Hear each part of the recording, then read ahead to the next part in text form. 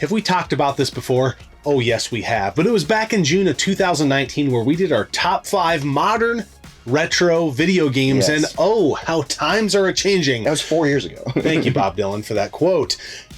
Things have changed. New games have came out, and our list has games on it that were not even thought about or played by us in our original episode. They're releasing so many amazing modern retro games. Like, we were just streaming a game a few days ago, and we were like, dude, it's an awesome time to be a gamer, because you got modern retro stuff. There's so many, like, indie releases, AAA releases. But you gotta, some of these games you really have to play all the way through, because I feel like a lot of indie developers, they get it so close to right, but then when you get into like the later parts of the game, you're like, you know, I haven't played it, but I've heard things like about WrestleQuest, things like that you're like, no, this isn't what it needs to be. Yeah, it's close. But let's jump into our list with number 5. This came out, last year? Yeah. And it's a Turtles game. Shredder's Revenge. Oh, this game is phenomenal, especially if you're a fan of the Turtles. I can't even explain how low of expectations I had for this game. I was worried it was going to be bad. Yeah. I was worried. I mean, we've just been disappointed, I think, with Turtles releases, and it just was like, man, I gotta admit, the art style initially made me think, man, this is probably going to be like a, you know, like Scott Pilgrim-esque take on the Turtles. A fan of. But after I played the game, I was like, holy hell. And it's really hard for me to delineate what's my favorite between Hyperstone Heist, Turtles in Time, and Shredder's Revenge. Yes. They're all great. This game is phenomenal. I do like the art style now that I've played it. It's so cool that you can play from different characters. You can play not even as the Turtles. Yeah, that's really cool. I love how it's multiple player couch co-op. I think it's up to 6 players couch co-op, which is absolutely insane. It's fantastic. The only gripe that I have with this game is it's kind of easy. Yeah. You can turn up the difficulty, but just overall, for like a beat 'em up, it feels really easy. Yeah, you can spam some of the powered attacks through this game and make it just stupid. Yeah. You can, and if you want to play that way, that's up to you, and you can fly through the game. It is totally fun, and they just released DLC. This game has staying power. I also think a thing about this game that was really cool was Limited Run did so many cool collector sets with this. You know, you had the one that looked like a VHS tape and all of that type of stuff. But I don't think this game is as good as the number 4 game, and I like that we have these ranked close together. Yep. Because back in the day, I liked the Turtles games more than Streets of Rage, but I was more impressed with number 4. And that's Streets of Rage 4. Streets of Rage 4. Yeah. Kind of hard to say, kind of a mouthful, but dude, Streets of Rage 4. Incredible. This game, unlike the Turtles, is hard. Yeah. Like, they made this like a typical Streets of Rage game. This was another one where I was nervous, because you got 1, 2, and 3 that are iconic games. How do you live up to that? They did it amazingly. Like, it's modern, but still retro, and still, like, it just felt like a continuation, even though it was multiple years later. And they dared to be different, right? They had the new art style, but you could still unlock the pixel art style of the old characters. But this game just really, really, really blew me away. And maybe it took away from my love for the Turtles a little bit, in the sense that I'd been blown away so much by that game that I wasn't as blown away by Shredder's Revenge. Yeah, does that make sense? Streets of Rage 4 kind of was like, oh, this is what you need to do. Yes, you know what I mean? Yeah. It kind of set the bar, and I do like how they kept it to form where there is friendly fire, and it is typical Street. If you played those, you know. Like in the Turtles game, you can be next to each other and you know, it's easy pick 'em and play, but Streets of Rage 4 dialed in. You got to know button combos. You got to know how to play. You just didn't know that a Sega IP could pull that off. Yes. When it came out, and they did. And I will also add, same thing I said about the Turtles game, is there were some really cool collector's editions for this game. But any way you can play these games, highly recommended. Dude, phenomenal. Now let's move on to our number 3 pick. We've talked about this game before on the channel, and that is Blazing Chrome. Do you like run and gun games? Do you like Contra? This game is incredible. The music's really cool. I love how it feels like a Contra clone. It is fantastic. Well, it begs the question, what's Konami doing? Why are you guys not doing this? Now, I know they have a new game coming on various platforms. Hopefully they get it right. Yeah, but the remaster of the first one. Blazing Chrome is like the spiritual successor, if you will, to Alien Wars, more in particular, but kind of a little bit of hardcore in there because you have the slide mechanic. A little bit, yeah. So it's kind of like a perfect marriage of those games. Yeah, the 16-bit era content. I love that it's co-op on the same. It's fantastic. It's hard. It's a hard game. It'll bust your ass, yeah. The guns are really cool. The power-ups are really cool. The level design is fantastic.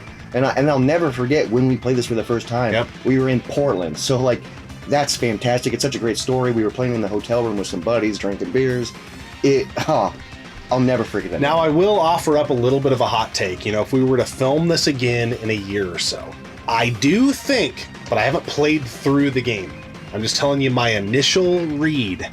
I think I would put Super Cyborg over this if the game plays through how I think it's going to. Super Cyborg is incredible. Check it out if you want. And it's closer to those 8-bit Contras, but I think it does it a little bit better than Blazing Chrome did on the 16-bit Contras. But because I haven't beat it, I don't know that the back end of the game could get super shitty, and I don't think Blazing Chrome gets super shitty. No, Blazing Chrome, it's a great game. The end of Blazing Chrome is really hard. But I did just want to take the time to shout out Super Cyborg is fantastic, but it's a game where I have just dabbled with it. Yeah. Like, I haven't spent a lot of time with it. Same. All the other ones I've played to finish. Yeah. Like, these are fantastic games. Yep. But Super Cyborg, check it out. That's like kind of an honorable mention.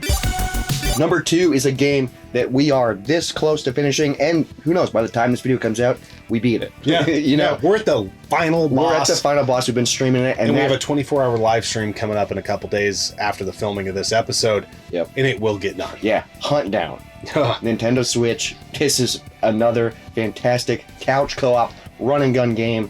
Oh, I just love the art style. I love just how cool and like the vibe of the game is. There's a slide mechanic. The guns are great. It is so cool. Well, I think there's, you know, I've seen recently actually some debate on certain channels of Metal Slug versus Contra. This is the blend. Yes. Like this game is so god dang good. It's so good. Yeah, it's fantastic. It is so... You see how I didn't cuss there? You almost did. Yeah. You almost fucking cussed. There it is. But dude, Huntdown is phenomenal. I remember when I heard about it, I was like, oh, that looks cool. And then when we started playing, like the first level, I was like, okay, I really like this. It's cool because like the main parts of the levels kind of feel a little bit easy. You can kind of fly through them because there's checkpoints. You get full health. But then like when you get to the boss fights, you're like, okay, this is where the hardness is, and you got to learn the patterns, live the patterns. It's fantastic. The tough part of this game, which speaks to how good it is we chose to stream it, and this is totally a game that we should have played offline. Yeah. And then streamed it once we figured it out. Yeah. Because I don't want to stop playing it. It's so hard to wait a week to play it again. Yeah, but we're at the final boss. Yeah. It sucks because early on we were getting all the collectibles, and then towards the end of the game they're a lot harder to find. So keep your eyes peeled for that. If you're playing that, highly recommend Huntdown. It is incredible. Yeah, and some honorable mentions, you know, that I want to throw in here before we get to number 1. Ooh, some more honorable mentions. Yeah, I think, but I didn't know a real good comparable. I think somebody in the comments will inevitably pop off and say, well, what about Cuphead? Yeah, Cuphead is I kind of consider it's an ode to retro, but I don't think it's a modern retro. I've never seen a game do what it does. No, but Cuphead is fantastic. Yeah, and so I didn't know. I can't really say if you liked this game, then you should play. I think there's so many games that would go into that, but I don't think Cuphead was emulating anything. Yeah, it was original. I feel it's fantastic. Everyone knows what Cuphead is.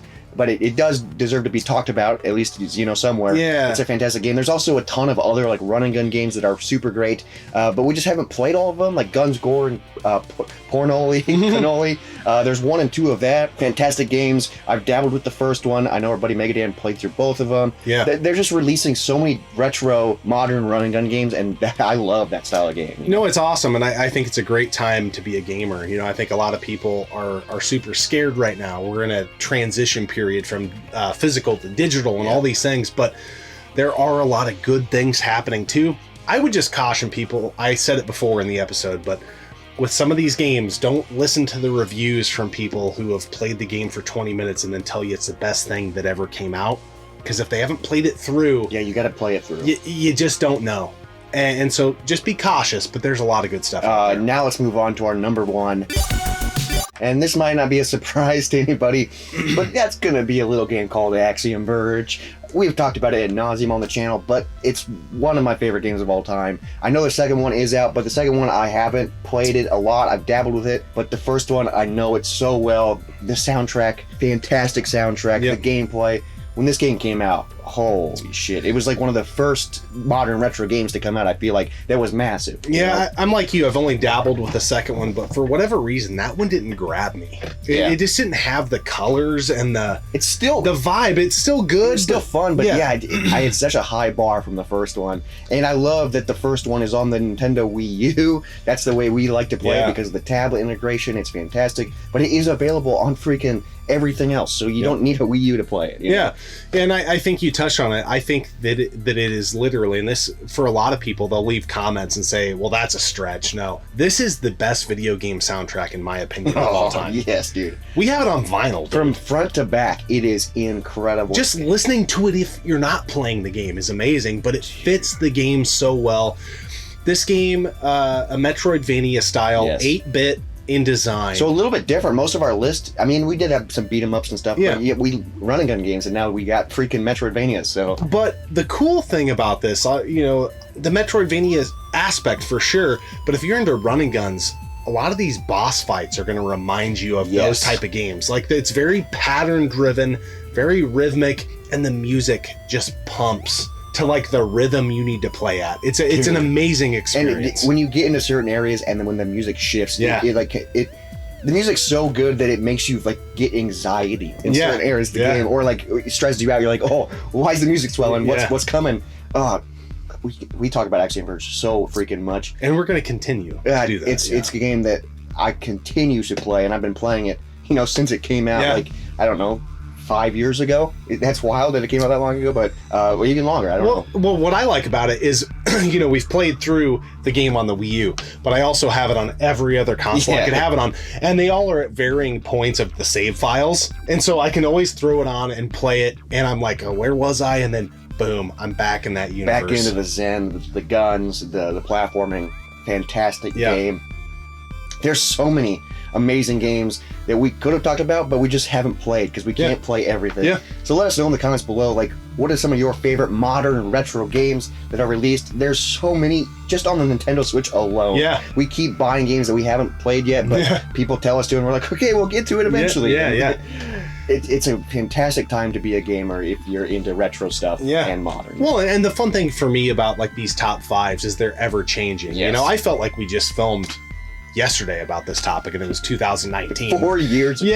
So, and it's drastically different. You can go watch that old video, and I still love all those games, but they are not on the level of these games, at least right now for me. I just want to play all of them. All the games we talked about today, I want to play them right now at the same time. I want to retire and just play video games forever. That's responsible. Well, that's the dream, dude. Yeah.